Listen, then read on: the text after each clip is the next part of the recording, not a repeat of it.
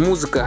Менің ең басты әдетіме айналып кетті. Сымды құлаққа, Bluetooth құлаққа немесе бақыртып тыңдай беремін. Әсіресе жаяу жүру керек кезде міндетті түрде қолданамын. Иә, мен шыны керек өте көп жүремін. Тіпті жердің арғы жағына да такси, автобусы жаяу басып кететінім бар. Бұл менің ақшамды аяғанымнан емес, енді әрине шүкір, жетеді ақша. Сабақ жазып отырамын ба, музыка міндетті түрде жүреді. Әрине ол кезде көбіне ешқандай сөзі жоқ, лоу-фай музыка қосып қоямын.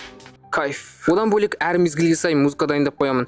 Әсіресе қыс пен күзде тыңдаған музыкалар әдемі кетеді. Бір көңіл күйің көтеріліп, өмірге деген махаббатың ашылып. Айтпақшы, мен музыканы Spotify-дан тыңдаймын. Әрине, тегін мод нұсқасын, мұндайға ақша қимайтыным бар. Бірақ біреулер бұл қосымшаның қандай ыңғайлы екенін де білмейді ғой. Тіпті саған мәтінін шығарып береді. Саған ұнайды деген музыкаларды ұсынады. Рахат.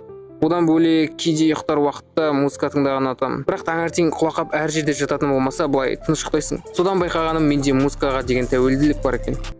Тағы бір шимай жазба рубрикасының бөлімі аяқталды. Пікірге дұрыстап шыны ойыңызды жазып кетіңіз. Мен бір, мен екі деген жоқ айтып қояйын. Ал осымен видео өз соңына жетті. Келесі көріскенше.